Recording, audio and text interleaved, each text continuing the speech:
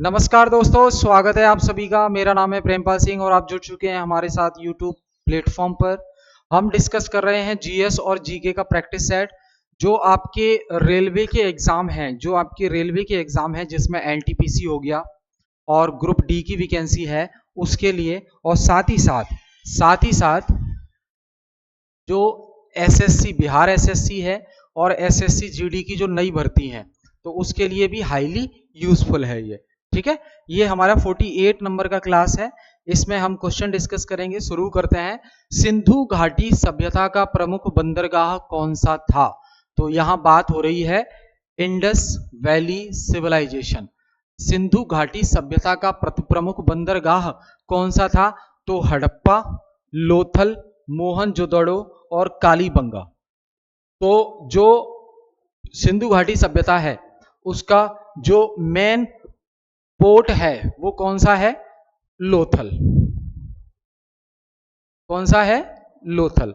आपको बताना है लोथल किस स्थान पर है, लोथल वाली साइड किस स्थान पर है, ये कमेंट बॉक्स में कमेंट करके हमें बताइए। देखिए, ये जो इंडस वैली सिविलाइजेशन है इसको फर्स्ट अर्बन सिविलाइजेशन बोला जाता है हमारे इतिहास में। फर्स्ट अर्बन सिविलाइजेशन क्या बोला जाता है? फर्स्ट अर्बन सिविलाइजेशन, पहली शहरी सभ्यता बोला जाता है।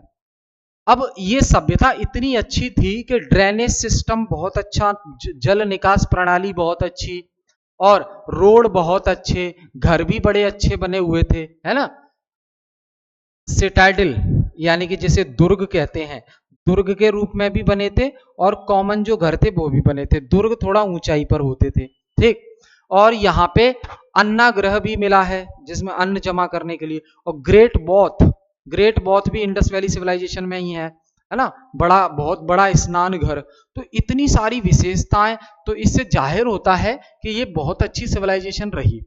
लेकिन अब इस पे भी हमें सोचने पे ये चीजें मजबूर करती हैं कि भाई जब इतनी अच्छी सिविलाइजेशन थी, इतना अच्छा सभ्यता थी, तो अचानक से लुप्त कहां हो गई, कहां ये खत्म हो गई?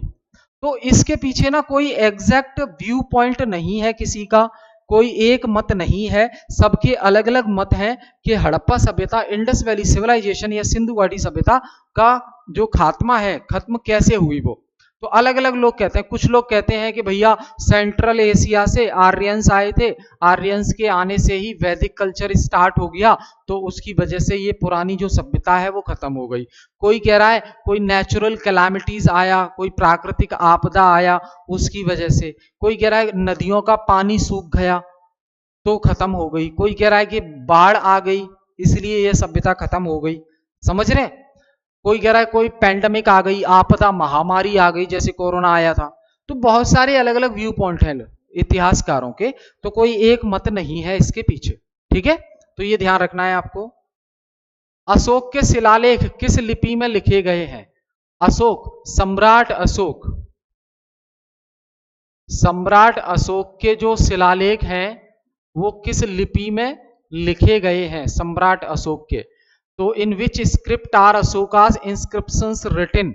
Brahmi language, Kharoshthi language, Devanagari, Pali. तो ध्यान रखना, अशोक के जो अभिलेख हैं ज्यादातर वो ब्राह्मी लिपि में लिखे गए हैं। ब्राह्मी स्क्रिप्ट, कौन सी स्क्रिप्ट है? अशोक के अभिलेख की ब्राह्मी स्क्रिप्ट। ठीक है, ये ध्यान रखना है। तो अशोक बहुत ही एक अच्छा एडमिनिस्ट्रेशन रहा, प्रशासक रहा वो। और इसके टाइम पर जो इस डायनेस्टी ने बहुत विस्तार किया, इस डायनेस्टी का बहुत ज्यादा विस्तार हुआ है ना, इसलिए यहां पे इसको सम्राट अशोक कहा जाता है। चक्रवर्ती अशोक सम्राट, चक्रवर्ती अशोक। ठीक है, चक्रवर्ती सम्राट अशोक कहा जाता है। अगला है तारकेश्वर आंदोलन किस राज्य से संबंधित है? तारकेश्वर आंदोलन का संबंध किस राज्य से है? बिहार, बंगाल, उड़ीसा, पंजाब। तो भैया तारकेश्वर जो आंदोलन है ये आपका बंगाल से रिलेटेड है। तारकेश्वर आंदोलन, तारकेश्वर आंदोलन किससे संबंधित है? बंगाल, बंगाल से संबंधित है। अब उस समय तो बिहार, उड़ीसा ये सब उसी उसी में आते थे, तो बंगाल से संबंधित है। क्यों? क्योंकि यहाँ पे जो ये पूरा एरिया था, यहाँ में सबसे ज्यादा जो पावरफुल था वो है मगध। मगध सबसे ज्यादा पावरफुल था, अशोक ने रूल किया यहाँ पे, है ना। तो मगध, क्योंकि जो नेचुरल रिसोर्सेज हैं वो भी बहुत ज्यादा हैं, प्लस नदियों से घिरा हुआ, तो सिक्योरिटी पर्पज से बहुत अच्छा। हर किसी में ये होड़ थी, क्योंकि जब हम महाजनपद पढ़ते हैं 16 महाजनपद, तो मगध जो है महाजनपद, मगध एक महाजनपद होता है, और जो बाकी की महाजनपद हैं वो धीरे धीरे खत्म हो जाती हैं। बाद में सबसे पावरफुल उभर कर आता है मगध महाजनपद, मगध साम्राज्य।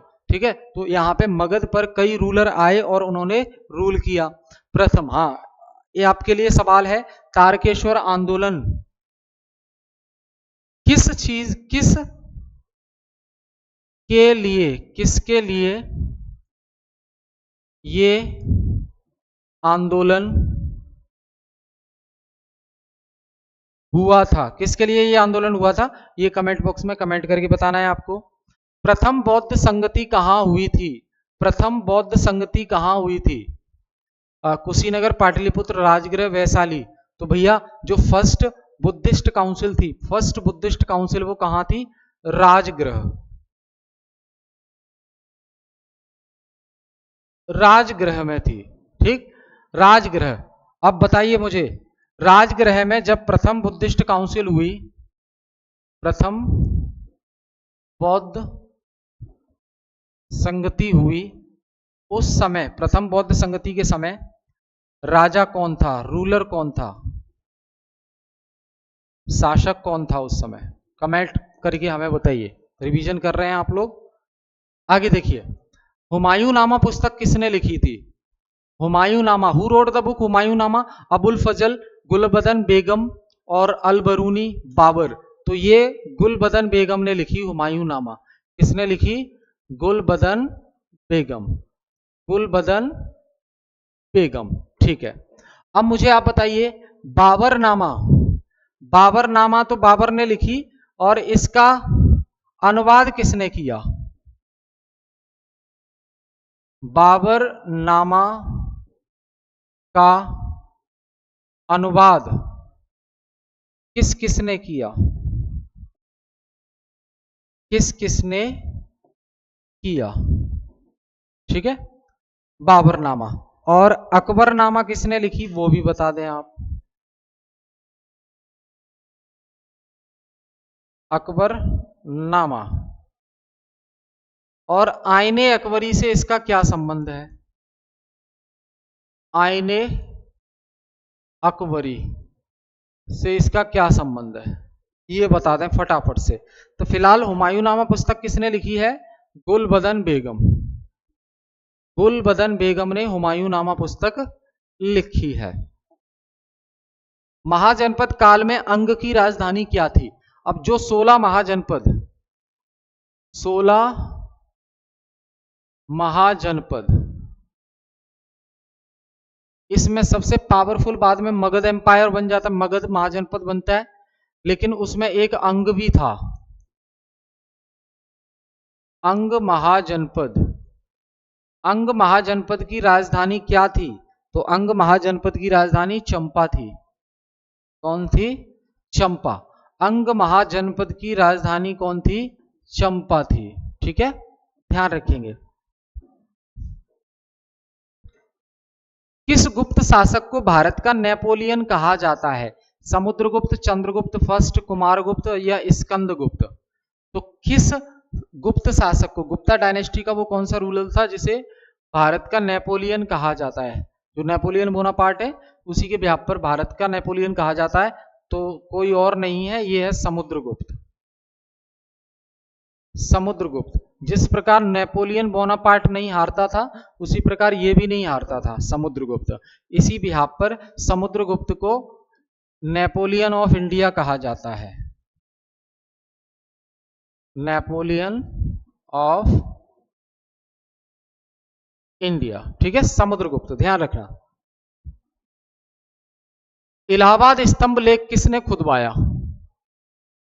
Who inscribed the Allahabad pillar inscriptions? Allahabad का जो स्तंभ लेख है वो किसने खुदवाया? समुद्रगुप्त, हर्षवर्धन, अशोक या चंद्रगुप्त मौर्य? तो इसका आंसर भी समुद्रगुप्त हो जाएगा। ठीक, इलाहाबाद का जो इंस्क्रिप्शंस है, हालांकि वहां से दिल्ली लाया गया था, किसने खुदवाया गया था? समुद्रगुप्त ने। अभिज्ञान शकुंतलम बुक, ये किताब है अभिज्ञान शकुंतलम, ये किसने लिखी थी? भास, कालिदास, भवभूति या बाणभट्ट? तो जो अभिज्ञान शकुंतलम है, अभिज्ञान शकुंतलम, अभिज्ञान शकुंतलम, ये किसने लिखी है? तो ये है आपके महान कवि कालिदास। किसने लिखी है ये? कालिदास ने लिखी है अभिज्ञान शकुंतलम। बहुत ही खास किताब है, ध्यान रखेंगे इस बुक का। चोल शासन के दौरान नौसेना का प्रमुख कौन था? यानी कि जो चोल एम्पायर है, चोला साम्राज्य, उस समय जो नौसेना थी, उस समय जो नौसेना थी उसका प्रमुख कौन था? सेनापति, दंडानायक, नायक या नाविकेंद्र अधिकारी? क्या कहा जाता था? तो नौसेना के प्रमुख को सेनापति कहा जाता था। क्या कहा जाता था? सेनापति। तो चोल शासन, चोल प्रशासन, चोल एडमिनिस्ट्रेशन के टाइम पर जो नौसेना का प्रमुख होता था उसे सेनापति कहा जाता था। जैसे आज जो भारतीय नौसेना है, भारतीय नौसेना या जल सेना, भारतीय नौसेना का जो चीफ होता है उसे क्या कहा जाता है? चीफ को, उस चीफ को कहा जाता है एडमिरल। एडमिरल कहा जाता है ना। वैसे ही चोल साम्राज्य के टाइम पर जो नौसेना का प्रमुख होता था उसे सेनापति कहा जाता था। इंडिया में भारतीय नौसेना के चीफ को एडमिरल कहते हैं, और थल सेना, भारत में जो थल सेना है आर्मी, उसके चीफ को क्या कहा जाता है? जनरल। जनरल। और वायुसेना के चीफ को क्या कहा जाता है? वायुसेना का जो चीफ है इसको क्या कहा जाता है? इसको कहा जाता है air chief marshal. Air chief marshal. ठीक है, तो ये तीनों सेनाओं के जो उच्च पदाधिकारी होते हैं उनका ये पोस्ट है। आगे देखिए, स्वराज पार्टी की स्थापना कब हुई? तो स्वराज पार्टी भैया 1922 में बनी थी। स्वराज पार्टी कब बनी थी? 1922 में बनी थी। आपको जवाब देना है ये स्वराज पार्टी किन किन सदस्यों के द्वारा स्थापित की गई? किन किन सदस्यों के द्वारा स्थापित की गई? किसने की इसकी स्थापना? स्वराज पार्टी, जो कि 1922 में बनी। भारत छोड़ो आंदोलन कब शुरू हुआ? तो ये हम अच्छे से जानते हैं, 1942। 1942 में क्विट इंडिया मूवमेंट शुरू होता है। भारत छोड़ो आंदोलन, अब तो अंग्रेज भारत छोड़ो है ना, अंग्रेजों भारत छोड़ो आंदोलन शुरू हो गया है। ठीक है भाई, तो क्विट इंडिया मूवमेंट की शुरुआत 1942 में हो जाती है। समझ गए? इसके अलावा बहुत सारे आंदोलन चले, जैसे कि सविनय अवज्ञा आंदोलन चला, सविनय अवज्ञा आंदोलन चला, जिसे सिविल डिसोबीडियंस मूवमेंट कहते हैं, 1930। ठीक है, यहीं शुरू होती है दांडी यात्रा। एक और चला असहयोग आंदोलन,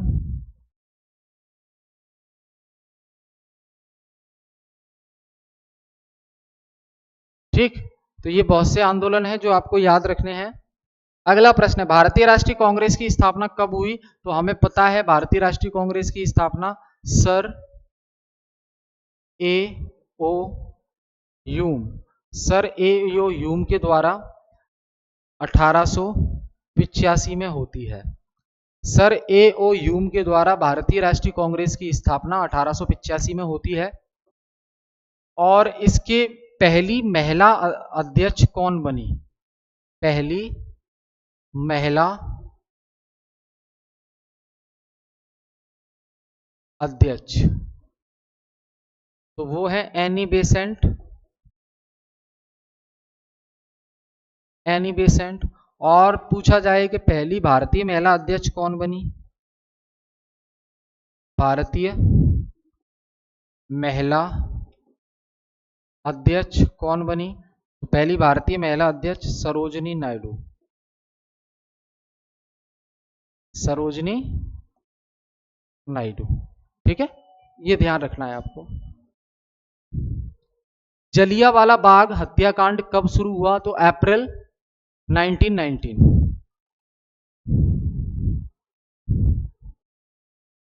अप्रैल 1919।